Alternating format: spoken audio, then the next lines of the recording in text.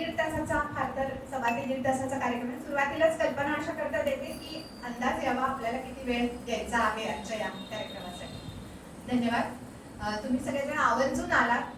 हा जो एक वेगळा प्रयोग आम्ही करू पाहतो आहोत त्याला प्रोत्साहन देण्यासाठी आलात तुम्ही सगळे. मनापासून धन्यवाद सुरुवातीलाच म्हणते आणि सुरुवात करतो.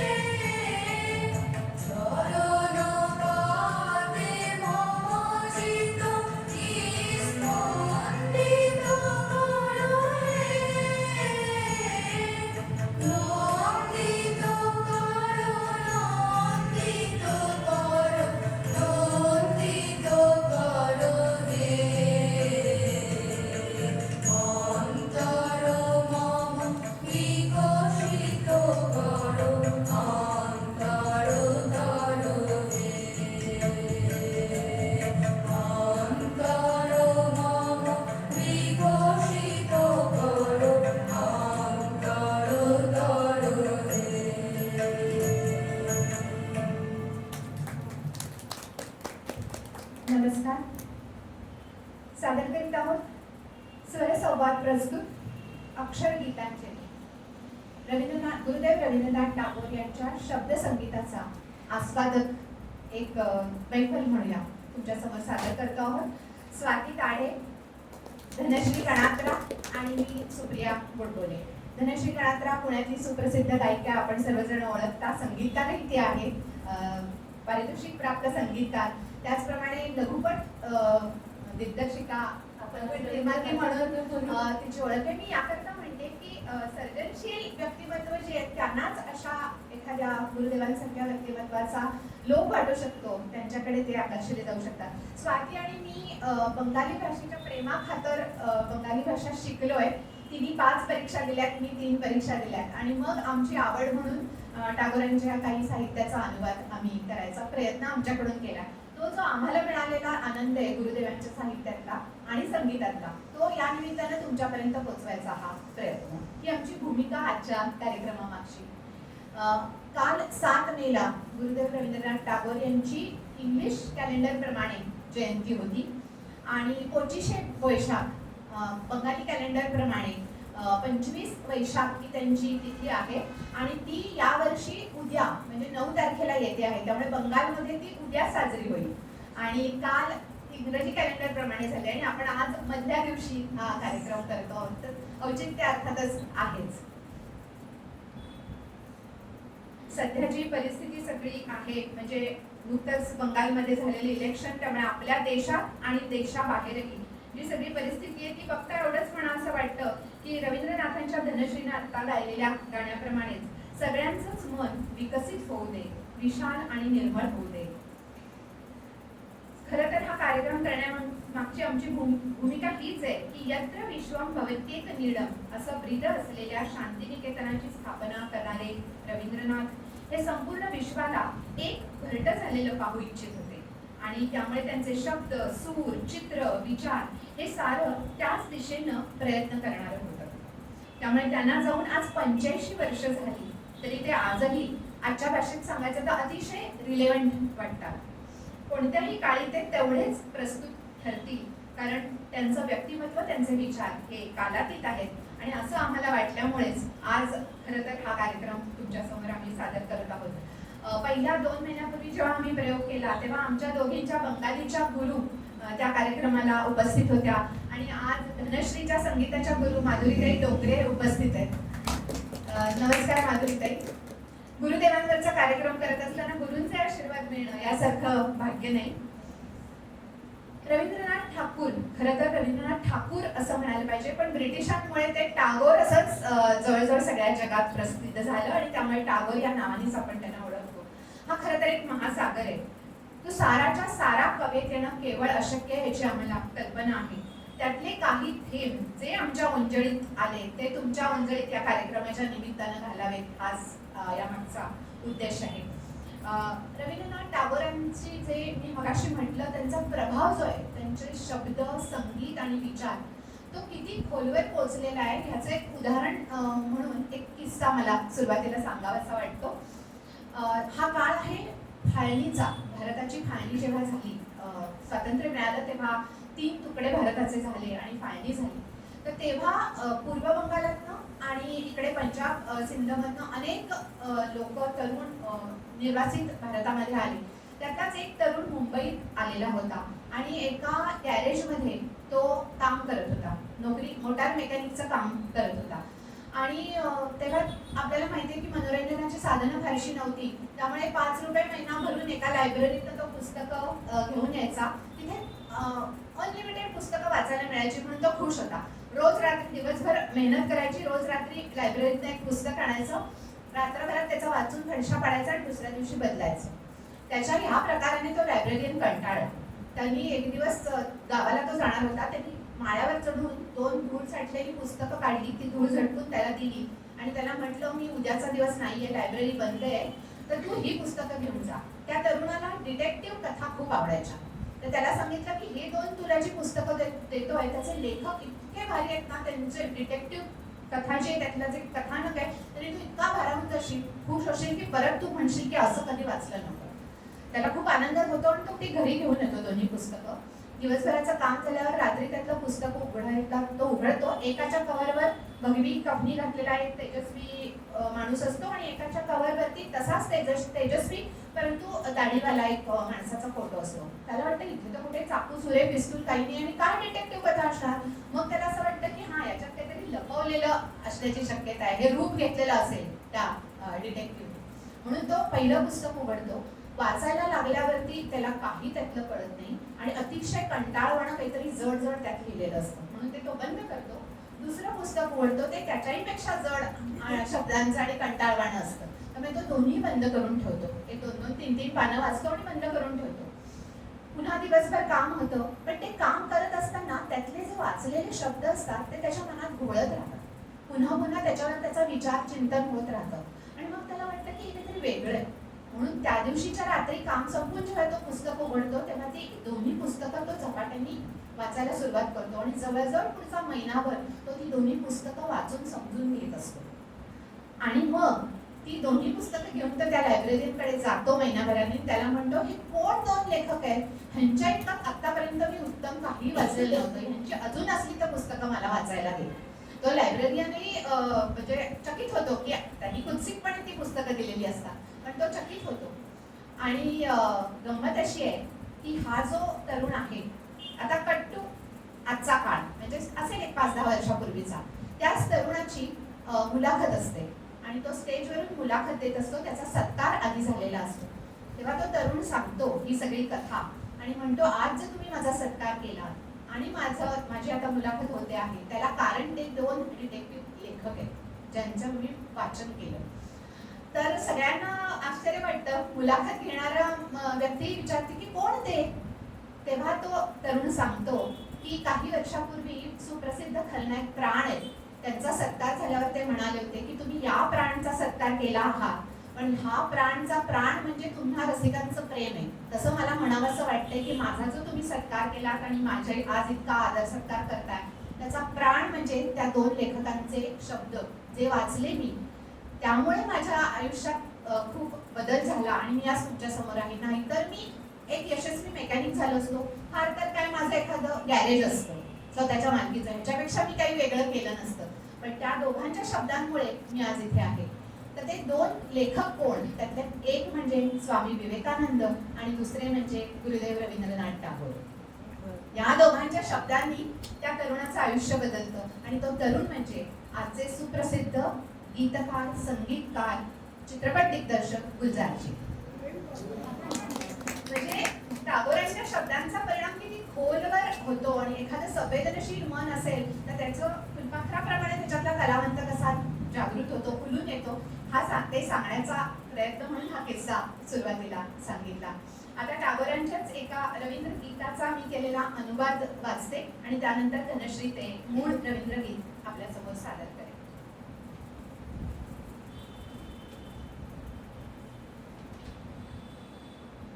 या गीताचा म्हणजे हे गीत घेण्याचा उद्देशही या टप्प्यावर हाच आहे की टागोरांच्या प्रती असलेली आमच्या मनातली भावना.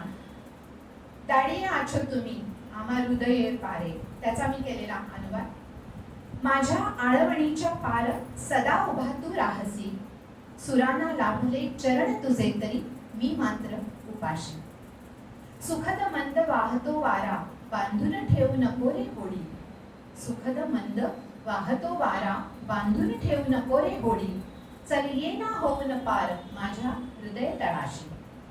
तुझ्या सवे गाण्यांचा डाव मांडू कसा सांगणारे, वेदनेचे सूर छेडते समय बासरी नित्य मनापाशी. कधी छेडशील आनंद स्वर बासरीवर तू माझ्या, कधी छेडशील आनंद स्वर बासरीवर तू माझ्या, मग्न मी गहन आनंदमय निरव रात्रीच्या तळाशी. माझ्या आळवणीच्या पार सदा उभा तू राहशी, सुराना लाभले चरण तुझे तरी मी मात्र उपाशी. ऐकूया दाढी आछो तुम्ही.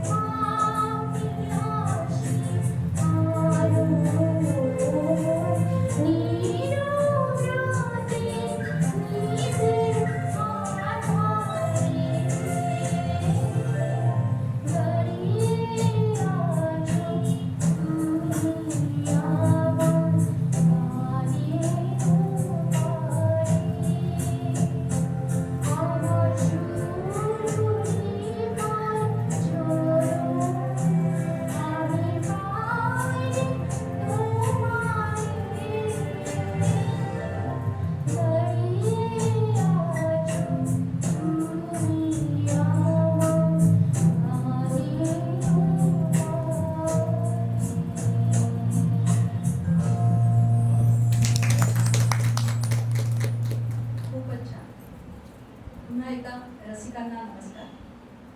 रवींद्रनाथ म्हटले की आपल्याला जनगणमन आठवतं, काबुलीवाला ही कथा आठवते, नोबेल पारितोषिक गीतांजलीला मिळालं ते आठवतं. अशा विपुल कालजयी साहित्य रवींद्रनाथांनी निर्माण केलं. गीतांजली हा एक अलौकिक ग्रंथ आहे असंच म्हटलं जातं. अगणित उत्तम गुणांचा, कलांचा समुच्चय असलेले बहुआयामी लक्षावधानी गुरुदेव रवींद्रनाथ टागोर स्वतःला फक्त मानुषेर कवी म्हणजे माणसांचे कवी समजायचे आणि आपल्या काव्य साधनेला मानुषेर धर्म. त्यांच्या कवितेचं कारण, त्यांच्या कवितेचं नातं अवघ्या विश्वाबरोबर आहे आणि माणसाच्या सकल मानव जातीच्या सुखदुःखांबरोबर आहे. आपल्या कवितेच्या प्रेमाबद्दल रवींद्रनाथ एका पत्रात लिहितात, कविता ही माझी पूर्वीपासूनची प्रेयस. बालपणीच माझा तिच्याशी वाङ्निश्चय झाला आहे. तेव्हापासून माझ्या मनात एक जादूची सृष्टी निर्माण झाली. कवितेशीच माझा शुभमंगल झाला होता हे नक्की, पण या पोरीची लक्षणं काही धड नाही. सुख दिलं नाही असं नाही मी म्हणणार, पण स्वास्थ्य देण्याचं नाव नको. ज्याला ही वरते त्याला भरपूर आनंद देते, पण कधी कधी त्या घट्ट मिठीतून हृदपिंडातलं रक्त बाहेर काढते. तिनं एखाद्याची निवड केली की घरदार सांभाळत स्वस्त बसेल म्हणायची सोय नाही. तरी सुद्धा माझं सगळं जीवन तिच्याशीच निगडीत आहे. दिवसभर मी अनेक कामं करतो, जमीनदारी सांभाळतो, पण ज्या क्षणी कविता लिहायला बसतो त्या क्षणी माझं चिरंतर अस्तित्व माझ्यामध्ये प्रवेश करतं. जीवनातल्या सखोल सत्याचं कविता हे एकच आश्रयस्थान. रवींद्रनाथांच्या विचारधारेत निसर्गाचं एक खास स्थान होतं. निसर्ग दर्शनानं ते मंत्रमुग्ध होत. त्यांची ज्ञानेंद्रिये कल्पनातीत वेगानं ज्ञात अज्ञात सृष्टीत संचार करू लागत. उत्पत्ती, स्थिती, लय हे जीवनचक्र ते उत्सुकतेने पाहत आणि उगवणं, फुलणं, कोमेजणं, गळून पडणं हे सारं मानवी जीवनालाही कसं लागू होतं हे ते गाण्यातून सांगत. निसर्ग प्रत्येकाला स्वतंत्र अस्तित्व बहाल करतो आणि जीवनाचं प्रवाहित्व वाहतं ठेवतो असा त्यांचा ठाम विश्वास होता. आपल्या कवितेबद्दल ते अजून म्हणतात किंवा कवितेबद्दलच्या चिंतनात ते असं म्हणतात, दोन्ही बाजूंच्या दोन तीरांनी सीमाबद्ध नसलेल्या जलप्रवाहाला शोभा नाही. तीर नसलेला अनियंत्रित जलाशय शोभाहीनच आहे. कवितेच्या बाबतीत छंदांचं बंधन अशा तीरांचं काम करतं. भाषेला छंदामुळं एक विशिष्ट आकार आणि विशेष शोभा येते. तीरबद्ध नद्यांना स्वतःचं एक व्यक्तिमत्व असतं. छंदांमुळे कविता देखील मूर्तिमान अस्तित्वासाठी उभी राहते. दोन तटांमध्ये बंदिस्त राहिल्यामुळे नदीला एक वेग असतो, गती असते. भाषेला जेव्हा आवेग किंवा गती द्यायची गरज असते त्यावेळेला तिला छंदांच्या बंधनात बांधावी लागते, म्हणजे साऱ्या शक्तीनिशी ती धावू लागते. सरोवराच्या पाण्याला खेड्यातले लोक मुकं पाणी म्हणतात, कारण त्या पाण्याला कुठलीच भाषा नाही. पण तटबद्ध नदीचा एक सतत मधुर कलध्वनी ऐकू येत असतो. छंदात बांधलेल्या शब्दातून अशा मधुर संगीताची निर्मिती होऊ शकते. बंधनात राहण्यातच गतीचं सौंदर्य आणि ध्वनीचं सौंदर्य आकाराचं सौंदर्य असतं असं कविगुरू म्हणतात. विश्वाचा पसारा नियमांनी बांधलेला आहे म्हणून त्याला गती आहे. म्हणूनच कवितेलाही छंदाचं आणि प्रास अनुप्रासांचं बंधन हवं. छंदोबद्ध शब्द संगीताचं राज्य निर्माण करतात. बंधनात राहून प्रवाहित होत मनावर आघात करणाऱ्या सौंदर्यामध्ये एक शक्ती असते, एक चैतन्य असतं. म्हणूनच गुरुदेवांच्या कवितेला चैतन्य कधीच सोडून गेलं नाही. रवींद्रनाथ हे शब्दसृष्टीचे ईश्वर. त्यांच्या अभिव्यक्तीचं मुख्य माध्यम म्हणजे कविता. एका शरद ऋतूतल्या एका सकाळी गुरुदेवांना एक गीत सुचलं. मिश्र रामकली रागात त्यांनी त्याची चाल बांधली. तुम्ही नवनव रूपे एशो प्राणे, एशो गंधे बोर्णे, एशो गाणे, अशी ती कविता. त्याचा मराठी अनुवाद मी त्याला ऐकवते. तू नवनव रूपात ये रे प्राणात, गंधात वर्णात ये रे गाण्यात, ये रे देहात क्षहारत्या स्पर्शात, ये रे चित्तात अमृत हर्षात, मुग्ध मुदित या दोन नयनात, तू नवनव रूपात ये रे प्राणात, ये रे निर्मळ उज्ज्वल कांता, ये रे निर्मळ उज्ज्वल कांता, ये रे सुंदर स्निग्ध प्रशांता, ये मम सदनी बहुविध रंगात, सुखात दुःखात ये रे मर्मात, ये रे नित्य हर हर कर्मात, ये रे सकल कर्मांच्या अंतात, तू नवनव रूपात ये रे प्राणात, गंधात वर्णात ये रे गाण्यात, ये रे प्राणात, ये रे प्राणात. वा. अशा या गीताचा आता सादरीकरण गुरुदेव रवींद्रनाथ टागोरांचं आता जी म्हणाली तसं की व्यक्तिमत्वाला इतके पैलू आहेत. शांतिनिकेतनाच्या रूपात त्यांनी जे शिक्षणाच्या क्षेत्रात केलेलं काम आहे ते अतुलनीय असंच आहे. पूर्ण विश्वात त्याचा आदर्श घेतला जातो. गुरुदेवांनी मुलांचं शिक्षण आनंददायी व्हावं म्हणून सुरुवातीची मुळाक्षरं, काना, मात्रा, वेलांट्या शिकवणारे धडे खूपच वेगळ्या पद्धतीनं लिहिले, जे गिरवत आजही बंगाली भाषेतली मुलं म्हणजे बंगालमधली मुलं बंगाली भाषा शिकतात. आम्ही पण दोघी जणी ते सहजपाठ गिरवतच ही भाषा शिकलेलो आहोत.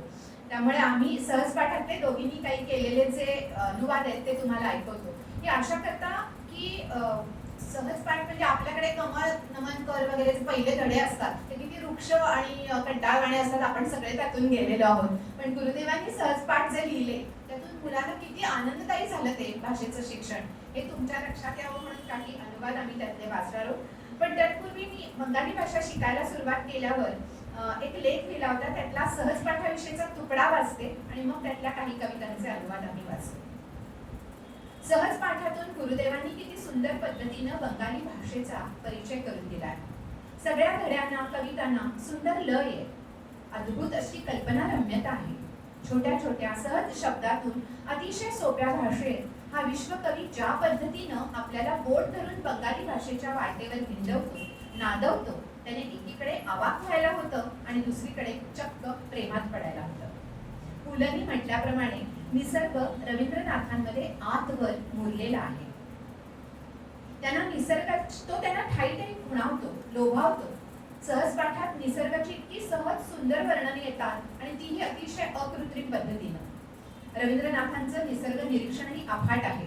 ऋतूंची बदलती रूप, आकाश, चंद्रतारे, सूर्य, नद्या, तळी, प्राणी, पक्षी, झाडं, फळं, फुलं आणि या सगळ्यांचं माणसाशी असलेलं नातं ते इतक्या गोड शब्दात त्याच्यामध्ये वर्णन करतात की भाषेचे पहिले इकार उकार शिकवणारे हे धडे आहेत असं वाटतच नाही. कुठेही गद्य वृक्षपणा नाही, सगळ्याला एक नादमय अशी लय. रवींद्रनाथांना नाद, छंद आणि लयीचं म्हणे आकर्षणच होतं. त्यांनीच म्हटल्याप्रमाणे त्यांना विशिष्ट छंदातच कविता सुचत, उपजतच एक चाल घेऊन हे शब्द उमटत असत. सहजपाठ वाचताना याचा आपल्याला वारंवार प्रत्यय येतो. आता सहजपाठातले काही अनुवाद आम्ही वाचतो.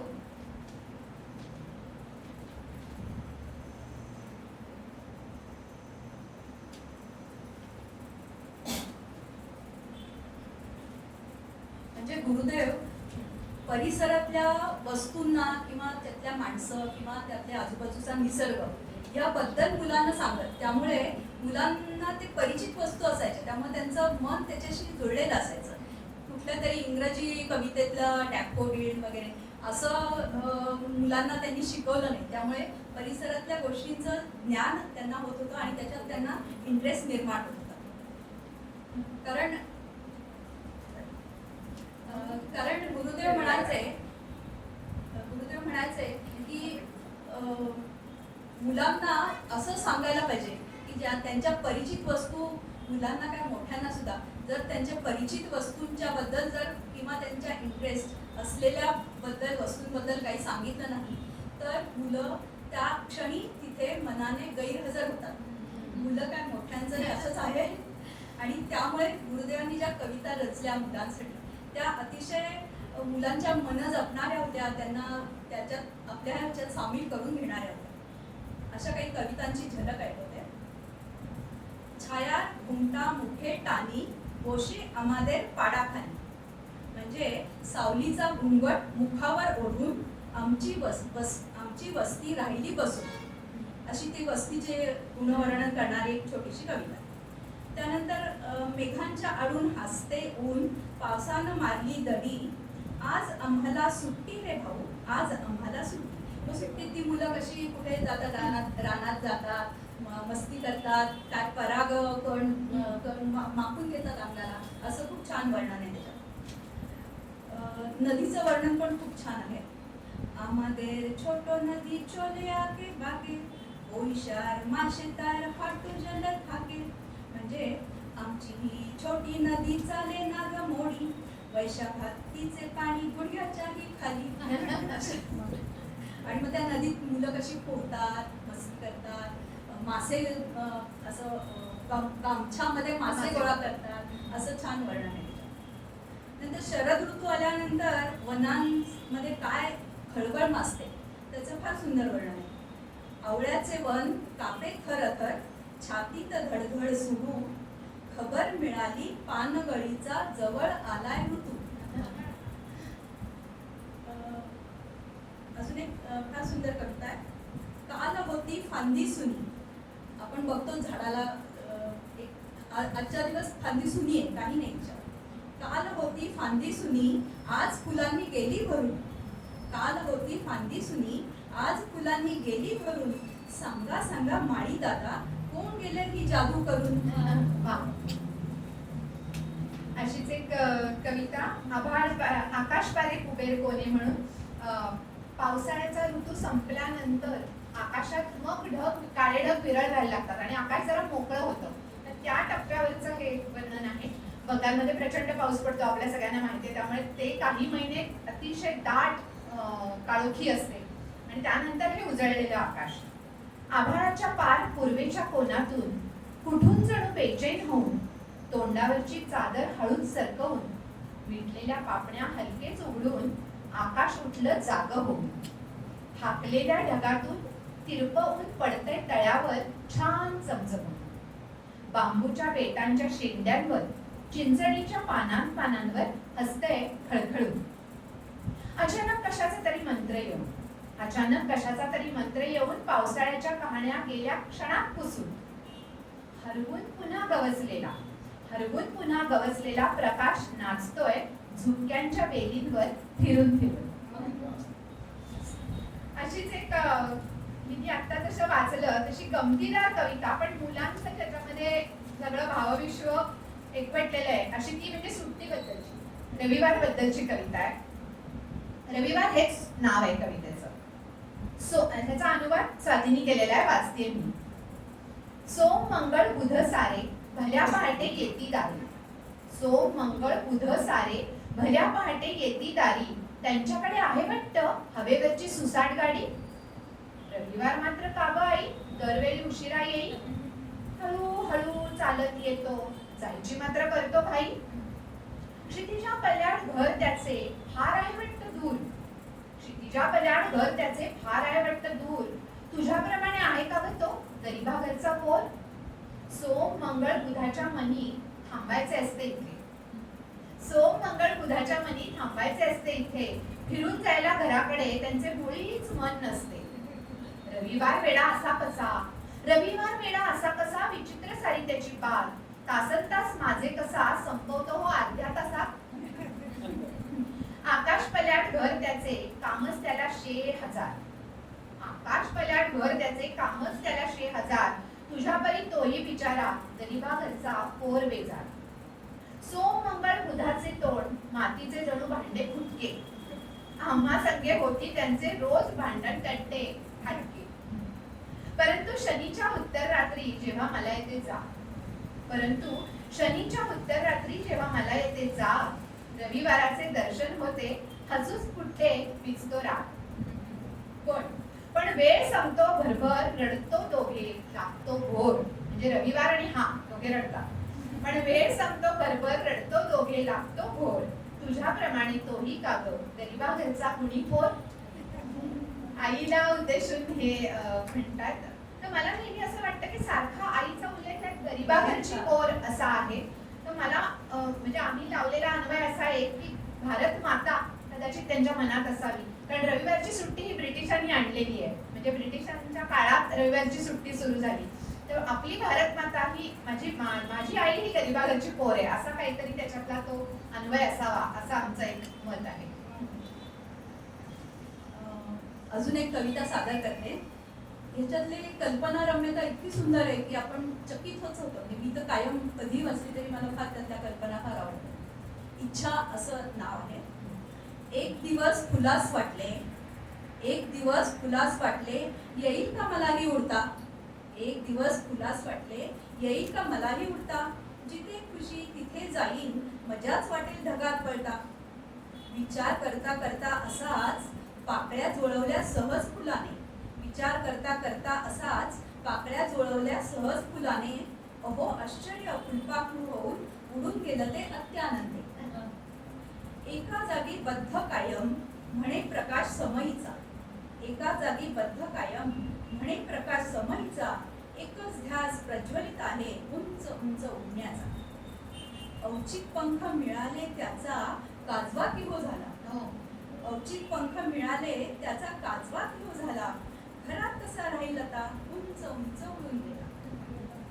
तळ्याचे पाणी विचार करी मुकाट येथे बसतो मी. तळ्याचे पाणी विचार करी मुकाट येथे बसतो मी. हाय हाय किती मजा उडताच कसे चिमणा कावळा चिमणी. म्हणून एकदा गढूळ धुसर पाण्याचे त्या पंख उभारून. म्हणून एकदा गढूळ धुसर पाण्याचे त्या पंख उभारून. अनायासे आकाशामध्ये पहा भरारलं मेघ होऊन. मला वाटते भावे घोडा. आता तो कवी किंवा तो छोटा मुलगा म्हणतोय, मला वाटते भावे घोडा जावे दौडत कोसो पार. कधी वाटते मासा होऊन पोहत जावे सागरच्या. पक्षी होऊन झेपावेसे कधी वाटे निळ्या आभाळी. पक्षी होऊन झेपावेसे कधी वाटते निळ्या आभाळात. पण होणार नाही कधीच शक्य. का बरं येते तेच मनात. का बरं येते तेच मनात.